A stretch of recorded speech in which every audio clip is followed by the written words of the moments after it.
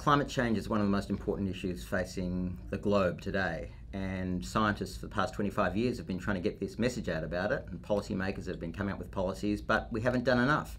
And we think that the right-hand side of the brain, the creative side, needs to be engaged, and what better way than to get an arts festival together, get artists engaged with people on issues such as climate change. You're going to see a range of incredible exhibitions, 25 exhibitions from some of the leading curators in the country at some of the leading museum spaces.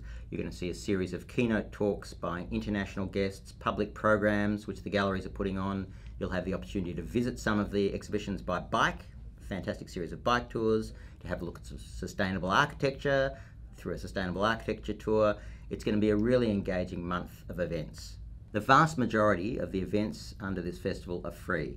Almost all of the exhibitions, the keynote talks, really you can go along to 95% of the events under ART+CLIMATE =CHANGE and not pay a cent. So the opportunity is there, there's no excuse, come along. Some fabulous keynote speakers, David Buckland, the founder of Cape Farewell in the UK, the organisation that said climate is culture.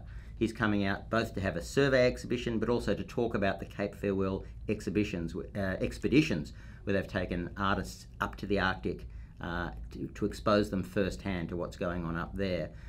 So he will come back and tell us about that. Bill Fox from the Nevada Center for Art and Environment, based in Reno, Nevada, where they collect art that relates to environmental issues. Bill's just written a fantastic book on the art of the Anthropocene. The Anthropocene is the geological term for the epoch that we're living in now, where human beings are actually affecting the geology of the globe. And Bill looks at, okay, so what are artists doing in this Anthropocene epoch? How are they recording? What are they saying? Future generations are going to look back on our art to get some explanation of what we were doing, the same way we look back on Greek art or Egyptian art to find out what they were doing back then.